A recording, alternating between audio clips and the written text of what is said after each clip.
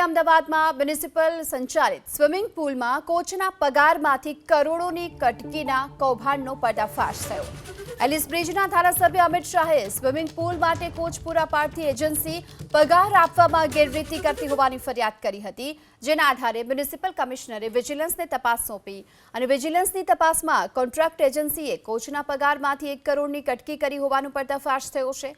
Assistant કોચને પ્રતિમાસ 33,000 રૂપિયા પગાર એજન્સીએ દર્શાવ્યો હતો, જ્યારે કે કોચને વાસ્તવમાં એજન્સી માત્ર 18,000 રૂપિયા ચૂકવણું કરતી હતી અને પાર્ટ ટાઈમ મહિલા કોચને 16,520 રૂપિયાનું પગારનું ચૂકવણું કરવામાં આવતું હતું, જ્યારે કે ચૂકવાતા હતા માત્ર 9,000 રૂપિયા।